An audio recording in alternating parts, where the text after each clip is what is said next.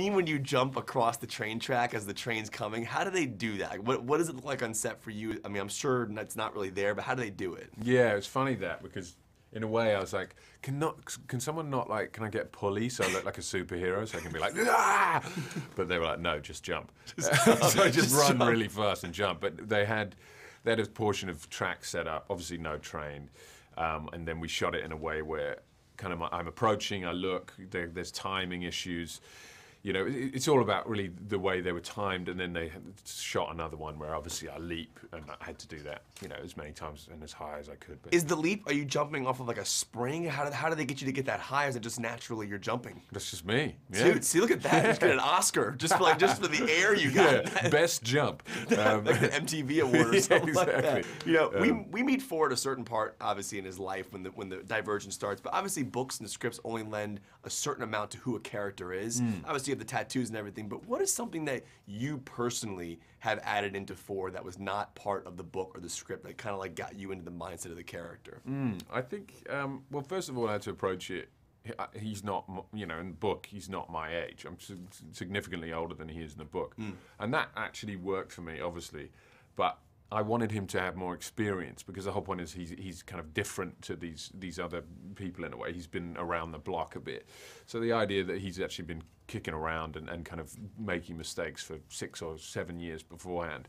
And then I kind of, what I liked about him is his quietness, and I kind of tried to add that in. So in a way, sometimes when you look at a script, it was a decision to actually strip some of the dialogue out and kind of say sometimes as little as possible. And now the action sequences are unbelievable when you have like obviously the guns and everything like that, and you're shooting an action scene. Are any of the guns actually shooting like blanks? Do you actually hear them going off? How does that work in a movie?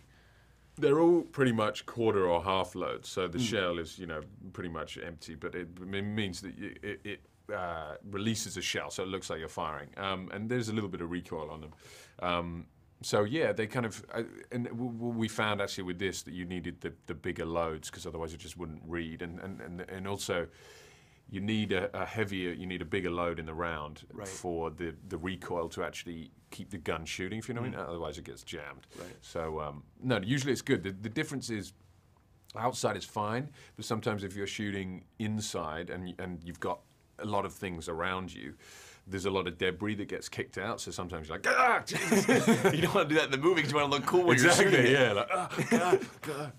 One of the things about these movies is that they're so popular in the sense of like the fans are insane. Like they'll camp out for the movies, they'll wait in line for hours and days. I'm just wondering, what is the craziest fan encounter you've had so far? Like anybody in particular, like get the tattoos? Have you met anybody who's like gone like overboard with their fan reactions? A few, yeah. I